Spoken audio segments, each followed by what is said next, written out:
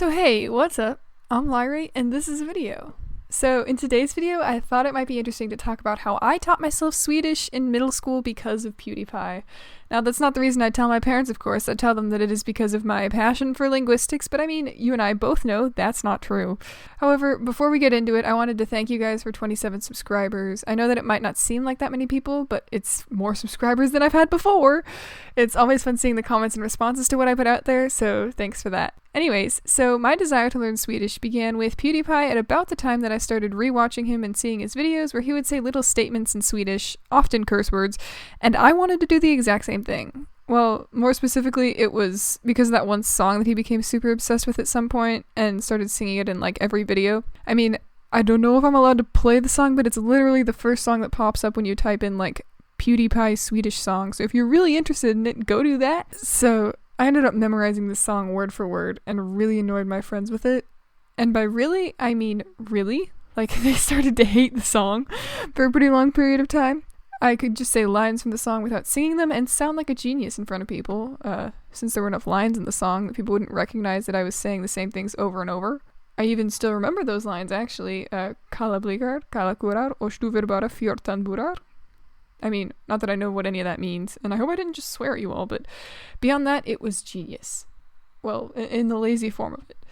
But there came a point where I actually wanted to learn how to speak Swedish, as in form coherent sentences that would make sense beyond swearing and saying, Rebecca likes to eat frogs, or something.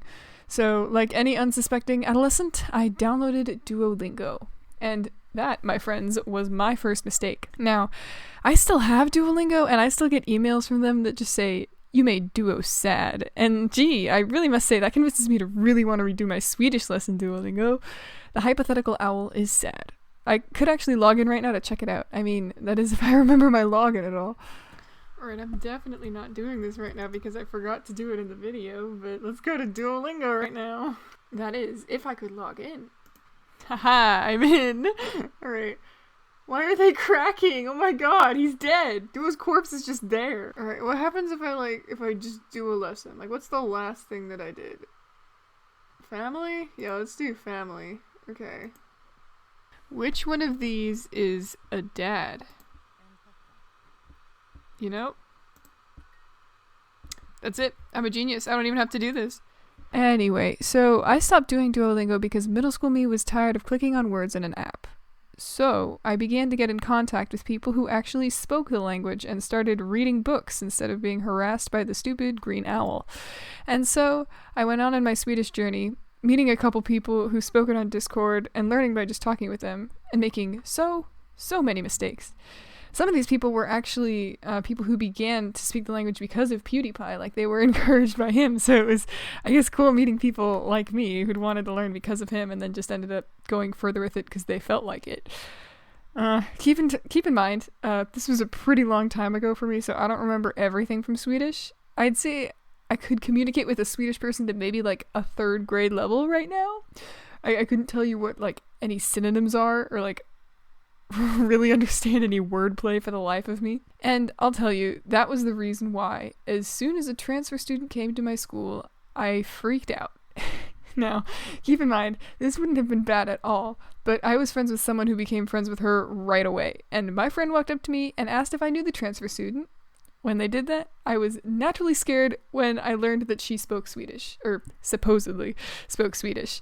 A transfer student, someone who is native to the language that has come to the school, and now I was forced to communicate with them when my most complicated sentence was, "I eat the ice and read the newspaper." I was not having it. But I guess it all ended up alright, because my friend just messed up and she spoke Dutch or something, so relief is too short of a word to describe the joy I felt at not being embarrassed at that very moment. So here I am, a couple years later, speaking Swedish at a 3rd grade. It might be 4th grade level now. And remembering song lyrics before verb conjugations.